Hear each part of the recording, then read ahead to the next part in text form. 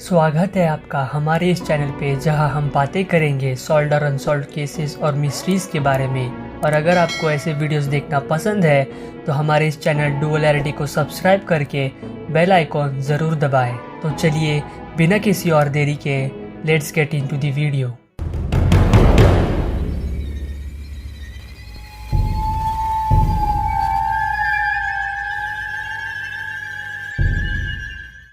Chris Watts, WATTS. I mean, she wasn't here. The kids weren't here. I hope that she's somewhere safe right now with the kids.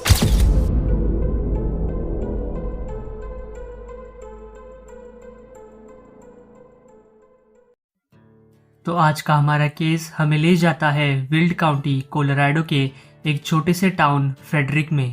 इस छोटे से town की population बस 14,000 लोगों की है और 20th सेंचुरी में ये टाउन ओरिजिनली एक माइनिंग टाउन के नाम से जाना जाता था। पर टाइम बीतता गया और अब ये टाउन इंजीनियरिंग स्पेशलाइजेशन के लिए जाना जाता है। और इस टाउन के कुछ जाने माने कंपनीज थे दी बेस्टर्स और एनाडार्को पेट्रोलियम। और इस छोटे से टाउन में रहती थी दी वॉट्स फैमिली। वॉट्स फैमिली का घर सैराटोगा ट्रेल में था, जो फेडरिक टाउन के बाहरी इलाके का एक छोटा सा एरिया है। और उस घर में रहते थे मैरिड कपल क्रिस वॉट्स और शैनन वॉट्स अपने 2 बच्चों के साथ। शैनन वॉट्स एक बहुत ही हैप्पी और प्राउड माँ थी। शैनन का जन्म 10 जनवरी 1984 को न्यू जर्सी में हुआ था और उसकी क्रिस से मुलाकात हुई 2010 में, जहां 2012 आते आते उन दोनों ने एक दूसरे को लाइफ पार्टनर्स की तरह एक्सेप्ट कर लिया और शादी कर ली शार्लोट, नॉर्थ कैरोलिना में। इसके बाद 2013 से लेकर 2016 तक शैनन ने एक लोकल चिल्ड्रन हॉस्पिटल में बतौर नर्स स्पेशलिस्ट काम किया, जिसके बाद शैनन लेवल नाम के कंपनी की इंडिपेंडेंट रिप्रेजेंटेटिव बनी, जो हेल्थ और वेलनेस प्रोडक्ट्स बेचती थी। क्रिस की बात करें तो उसका जन्म हुआ था 16 मई 1985 को। क्रिस ने बहुत सारे जॉब बदले और वही करते करते 2017 में क्रिस को एज अ ऑपरेटर अपॉइंट किया गया एनाडार्को पेट्रोलियम कंपनी में। क्रिस और शैनन के 2 बच्चे थे। एक का नाम था बेला, जो 17 दिसंबर 2013 को पैदा हुई थी, और दूसरी थी सेलेस्टी, जो 17 जुलाई 2015 को पैदा हुई थी। और कुल मिला के ये एक बहुत ही हैप्पी फैमिली थी। एटलीस्ट यही दिख रहा था, क्योंकि चीजें इतनी भी परफेक्ट नहीं थी। 2015 की शुरुआत में शैनन अपने दूसरे बच्चे के लिए बहुत एक्साइटेड थी, शायद क्योंकि उसकी पहली बेटी बेला को डायग्नोस किया गया था लूपस कंडीशन से। ये एक ऐसी कंडीशन है जिसमें पेशेंट को जॉइंट पेन, ऑर्गन्स का फूलना, थकावट और स्किन रैशेस से गुजरना पड़ता है। और सेलेस्टी के जन्म से बस 1 महीने पहले क्रिस और शैनन ने बैंकरप्सी फाइल की थी। हालांकि वो दोनों मिलके ईयरली $90,000 का टर्नओवर पुल कर रहे थे, फिर भी वो ना अपने $3,000 पर मंथ के मॉर्गेज को पे कर पा रहे थे और ना ही उनके $600 पर मंथ कार की रीपेमेंट कर पा रहे थे।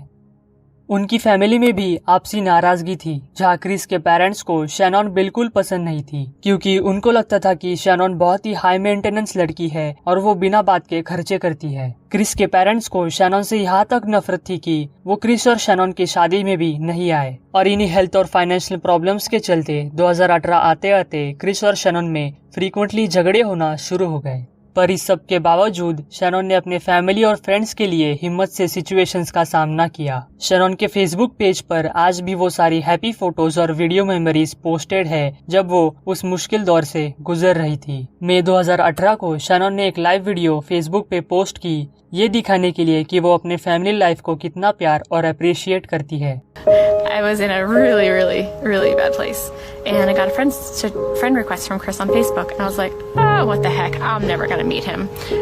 Except, one thing led to another, and 8 years later, we have 2 kids, we live in Colorado, and he's the best thing that has ever happened to me. और एक दूसरी video में उसने क्रिस की लाइव रिएक्शन रिकॉर्ड की जब Shannon ने Chris को अपनी 3rd टाइम प्रेगनेंसी के बारे में बताया।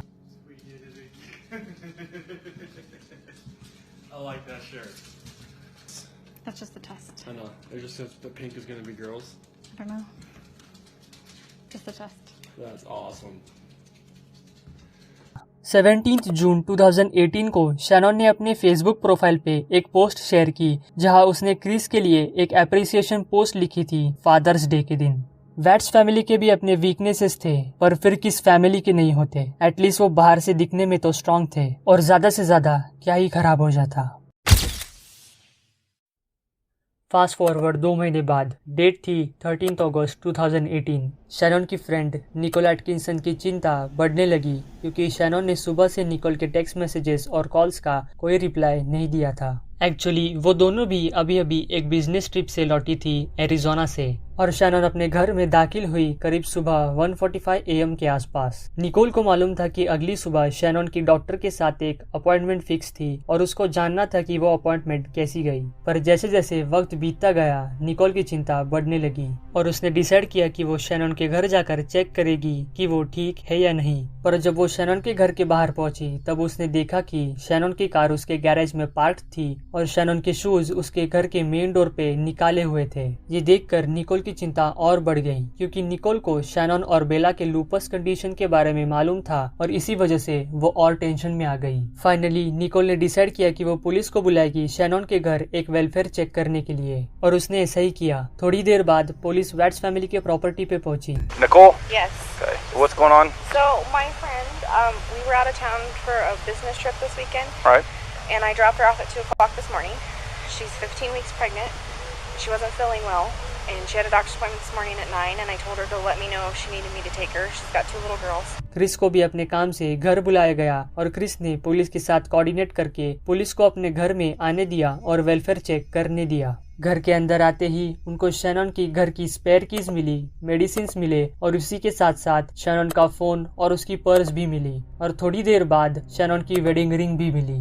क्रिस ने फिर पुलिस को बताया कि वो काम के लिए घर से सुबह 5:30 को निकल रहा था और जाने से पहले शैनन ने उसको बताया कि वो और बच्चे मिलकर उसके किसी फ्रेंड के घर जाने वाले थे। क्रिस ने बताया कि शैनन ने उसको यह अचानक से बताया और शैनन और उसकी यही आखिरी बार बात हुई थी उसके काम पे जाने से पहले। ये सुनने के बाद सब लोग अब शैनन और दोनों बच्चों को लेकर टेंशन में थे। इसके बाद क्रिस वैट्स और पुलिस को क्रिस के पड़ोसी ने अपने घर बुलाया। नेट क्रिस का पड़ोसी था और नेट ने अपने घर के सामने एक सीसीटीवी कैमरा सेट किया था जिसमें थैंकफुली क्रिस के घर का ड्राइववे भी विजिबल था, और नेट के सीसीटीवी कैमरा में सुबह सुबह मोशन डिटेक्ट हुआ और उसके कैमरा में रिकॉर्डिंग स्टार्ट हो गई। रिकॉर्डिंग में नजर आ रहा था कि सुबह के करीब 5:30 AM के आसपास क्रिस अपने कार ट्रक को बैकअप कर रहा था अपने गैरेज में। हालांकि ट्रक का बैक साइड गैरेज की वजह से इतना विजिबल नहीं था, फिर भी रिकॉर्डिंग में क्रिस अपने ट्रक में कुछ सामान लोड करते हुए नजर आ रहा था और उसमें से एक सामान था गैसोलीन का कैन। क्रिस की माने तो शैनन और उसके बच्चे एक फ्रेंड के घर जाने वाले थे, पर नेट के कैमरा में शैनन के घर से जाने की कोई रिकॉर्डिंग नहीं थी, यानी कि शैनन कभी घर से बाहर निकली ही नहीं थी। और पुलिस बॉडी कैम में क्रिस को हम साफ साफ नर्वस होते हुए देख सकते हैं। अगले दिन 14 अगस्त 2018 को क्रिस ने एक लोकल मीडिया चैनल को इंटरव्यू दिया जहां वो प्रे कर रहा था कि उसकी फैमिली सेफली उसके पास वापस आ जाए। पर ये सब चल ही रहा था और उसी दौरान पुलिस वैट्स फैमिली की हिस्ट्री चेक कर रही थी और पुलिस को पता चला कि हाल फिलहाल में ही क्रिस का किसी और लड़की के साथ अफेयर चल रहा था। क्रिस के इंटरव्यू के दौरान क्रिस ने क्वेश्चन का आंसर ये दिया था कि वो किसी भी और लड़की के साथ ना रोमांटिकली और ना सेक्सुअली इन्वॉल्व है, और इसी वजह से पुलिस का क्रिस पर का सस्पिशन और बढ़ चुका था। पुलिस ने ऑलरेडी क्रिस की नई मिस्ट्रेस निकोल कैसेंजर से पूछताछ करके ये कंफर्म किया था कि निकोल और क्रिस पिछले कुछ हफ्तों से एक दूसरे को डेट कर रहे हैं, और पुलिस ने क्रिस की पहली बताई हुई झूठी कहानी को भी नोटिस किया था। सो अब ऑलरेडी 2 झूठ के बाद पुलिस को फिर भी क्रिस पे पॉलीग्राफ टेस्ट करना था और वो उसमें बहुत बुरी तरह नाकामयाब रहा।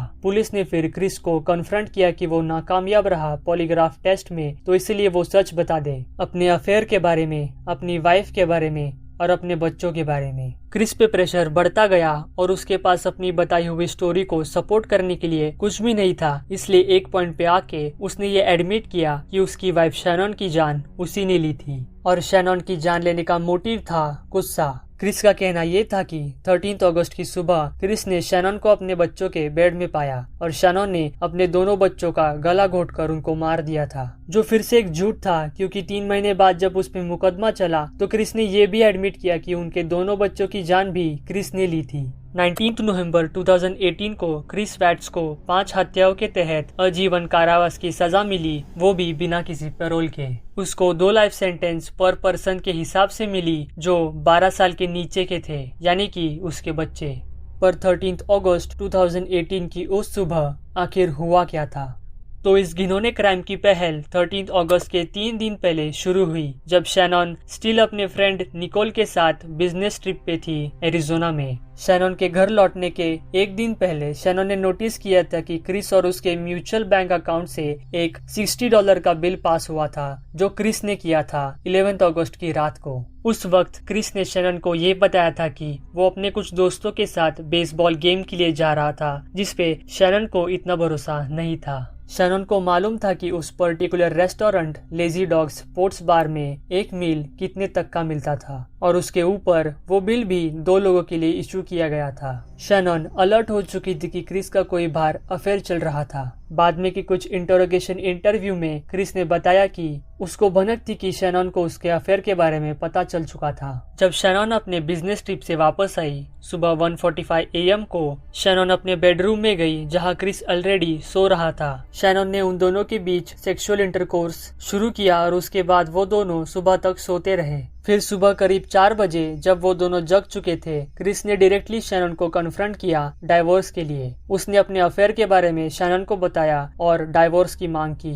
इसके बाद दोनों में झगड़ा शुरू हो गया, क्योंकि शैनन ये सब सुनकर बहुत अपसेट थी। और कॉन्वर्जेशन की एंड में शैनन ने क्रिस से कहा कि वो इंश्योर करेगी कि क्रिस अपने दोनों बच्चों को कभी न मिल पाए। और ये सुनकर क्रिस बहुत गुस्से में आ गया और उसने शैनन का गला घोटना शुरू कर दिया। और देखते ही देखते शैनन की बॉडी शांत हो गई।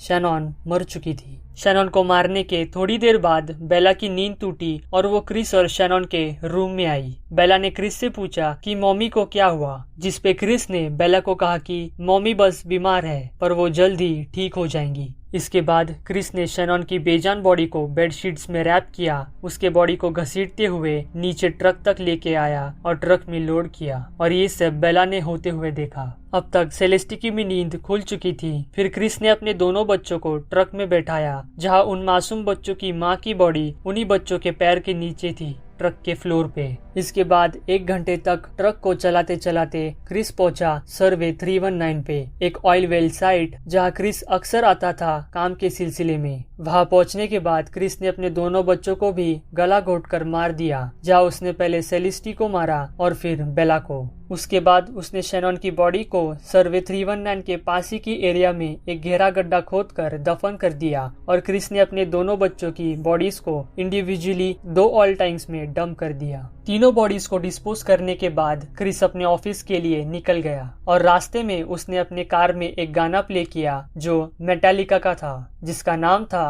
बैटरी, और जिसमें लिरिक्स थे कि कैनॉट किल द फैमिली, यानी फैमिली को मार नहीं पाया। इसके बाद क्रिस ने कुछ कॉल्स किए। एक कॉल था अपने दोनों बच्चों के स्कूल में, जहां उसने स्कूल अथॉरिटीज को ये इन्फॉर्म किया कि वो अपने दोनों बच्चों का एडमिशन स्कूल से निकाल रहा है। इस कॉल के बाद उसने एक रियल एस्टेट एजेंट को कॉल किया अपना रिसेंट घर बेचने के लिए, और उसके बाद उसने अपनी नई गर्लफ्रेंड निकोल कैसेंजर को कॉल किया अपना पोटेंशियल फ्यूचर डिस्कस करने के लिए। अपनी पूरी फैमिली को मारने के गुनाह को कबूल करने के बाद क्रिस ने पुलिस को उनके बॉडीज की एग्जैक्ट लोकेशन भी बताई। पुलिस को शैनन के कब्र के पास ही वो बेडशीट भी मिली जिसमें क्रिस ने शैनन की बॉडी को रैप किया था। तो आखिर क्रिस का इन सब मर्डर्स के पीछे का मोटिव क्या था? क्रिस और निकोल के पूरे अफेयर के दौरान निकोल को कोई आइडिया नहीं थी कि क्रिस अभी भी शैनन के साथ रोमांटिकली या सेक्सुअली इन्वॉल्व था, क्योंकि क्रिस ने निकोल को बताया था कि वो और शैनन डाइवोर्स के प्रोसेस में है, और निकोल को कोई आइडिया नहीं थी कि शैनन 3rd टाइम प्रेग्नेंट थी। क्रिस ने सारी चीजें झूठ बताई। इस सब के चलते एक ही रीजन हमें नजर आता है कि क्रिस को एक न्यू लाइफ चाहिए थी, पर बिना किसी फाइनेंशियल और इमोशनल बर्डन के। अब क्रिस को अपनी पूरी जिंदगी सलाखों के पीछे बितानी पड़ेगी और वो अपनी आखिरी सांस भी वही लेगा। सो दैट्स इट दोस्तों, आज के इस एपिसोड में बने रहने के लिए शुक्रिया एंड आई होप आपको ये केस एक्सप्लेनेशन पसंद आया होगा। तो अगर आपको ऐसे केसेस और देखने हैं तो comment down below, like the video if you liked it, और मैं मिलता हूँ आपसे और एक नए केस के साथ। तब तक के लिए स्टे हेल्दी, स्टे सेफ।